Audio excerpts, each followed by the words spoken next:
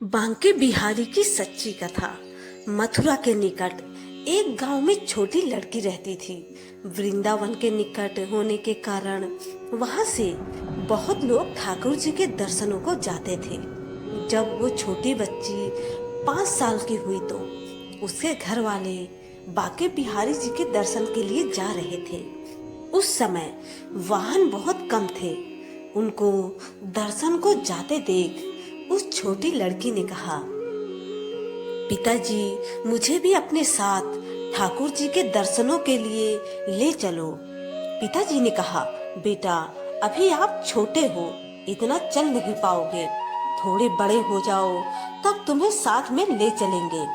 कुछ समय बीता। जब वो 7 साल की हुई तो फिर घर वालों का किसी कारणवश वृंदावन जाना हुआ।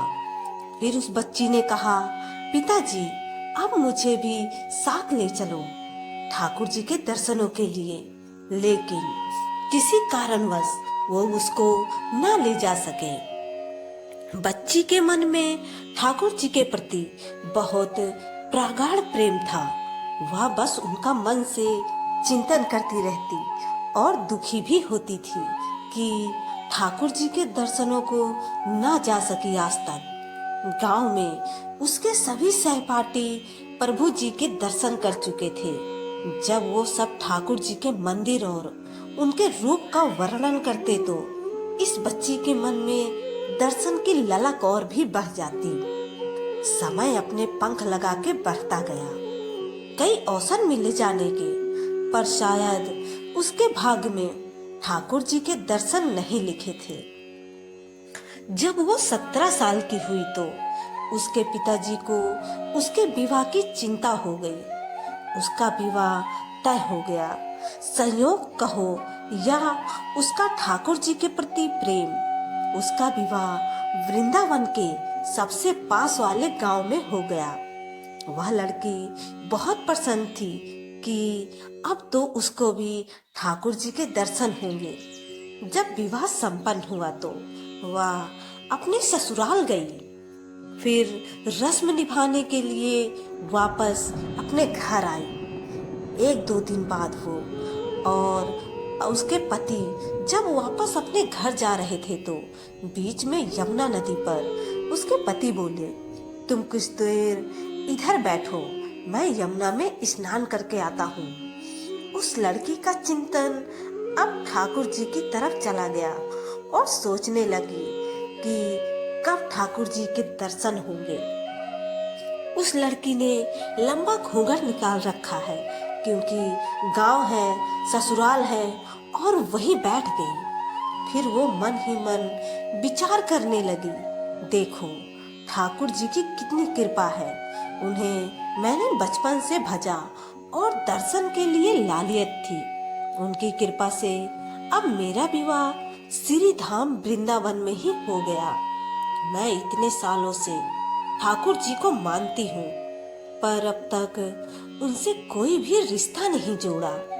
फिर सोचने लगी, ठाकुर जी की उम्र क्या हो सकती है। मेरे हिसाब से लगभग 17 वर्ष के ही होंगे। मेरे पति 21 वर्ष के हैं, उनसे थोड़े ही छोटे होंगे, इसलिए वो मेरे पति के छोटे भाई की तरह हुए, तो मेरे देवर की तरह। लो, आज से ठाकुर जी मेरे देवर होंगे। अब तो ठाकुर जी से नया संबंध जोड़कर उसको बहुत प्रसन्नता हुई और मन ही मन उनसे कहने लगी, ठाकुर जी, आज से मैं आपकी भाभी और आप मेरे देवर हो गए। पर वो समय कब आएगा जब आप मुझे भाभी भाभी कहकर पुकारोगे। जब वो किशोरी ये सब सोच ही रही थी, तभी एक किशोर अवस्था का सांवला सा लड़का उधर आ गया और कहने लगा, भाभी भाभी। लड़की अचानक अपने भाव से बाहर आई और सोचने लगी, वृंदावन में तो मैं नई हूँ, ये भाभी कहकर कौन बुला रहा है। वो नई थी, इसलिए घूंघट उठाकर भी नहीं देखा कि गांव के किसी बड़े बूढ़े ने देख लिया तो बड़ी बदनामी होगी। जब वह बालक बार बार कहता, पर वह उत्तर ही न देती। बालक उसके और पास आया और कहा, भाभी आप अपना चेहरा तो दिखा दे। अब वह सोचने लगी, अरे ये बालक तो बहुत जिद कर रहा है। इसलिए उसने और कस के अपना घूंघट पकड़कर बैठ गई कि कहीं घूंघट उठाकर देख न ले। भाभी आपने ये पर्दा क्यों कर रखा है? हम तो आपके देवर हैं। उस लड़की ने उसको एक नजर देखा, फिर कहा, नहीं हम आपको नहीं जानते, और घूंघट ओढ़ लिया। नहीं नहीं, हम आपको जानते हैं। आप उस गांव के हो ना? बस कुछ ही दूर में हमारा घर है। भाभी अपना चेहरा तो दिखाओ। जब कह दिया ना हम आपको नहीं जानते, इनको पता चल गया तो बहुत मार पड़ेगी। भाभी आप तो नाराज हो रही हो। देखो हम आपके इतने प्यारे देवर हैं, आपसे मिलने के लिए इतनी दूर तक आ गए और आप हो कि बात भी नहीं कर रहे हो। क्यों आप हमसे मिलना नहीं चाहते थे? और इतना कहते ही उस लड़के ने घूंघट खींच लिया और चेहरा देखा और भाग गया। थोड़ी देर में उसका पति भी आ गया। उसने अपने पति को सब बात कही। पति बोला, चिंता मत करो, वृंदावन बहुत बड़ा थोड़ी ही है। कभी भी किसी गली में लड़का मिल गया तो हड्डी पसली एक कर दूंगा, फिर कभी भी ऐसा नहीं कर सकेगा। तुम्हें जब भी और जहां भी दिखे मुझे जरूर बताना। फिर दोनों घर चले गए। कुछ दिन बाद उसकी सासू माँ ने अपने बेटे से कहा, बेटा देख तेरा विवाह हो गया, अब बहू मायके से भी आ गई, पर तुम दोनों अभी तक बाके बिहारी के दर्शन नहीं करने गए। कल तुम जाकर बहू को ठाकुर जी के दर्शन कराकर लाना। अगले दिन दोनों पति पत्नी ठाकुर जी के दर्शन के लिए मंदिर जाते हैं। मंदिर में बहुत भीड़ थी। लड़का कहने लगा, देखो तुम स्त्रियों के साथ आगे जाकर दर्शन करो, मैं आता हूँ। जब वो आगे गई पर घूंघट नहीं उठाती। उसको डर लगता कोई बड़ा बूढ़ा देखेगा तो क्या कहेगा।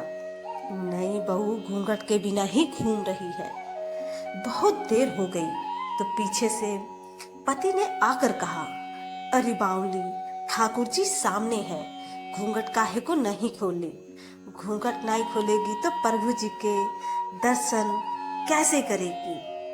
अब उसने अपना घूंघट उठाया और जो बाके बिहारी जी की ओर देखा तो बाके बिहारी जी की जगह वो ही बालक मुस्कुराता हुआ दिखा।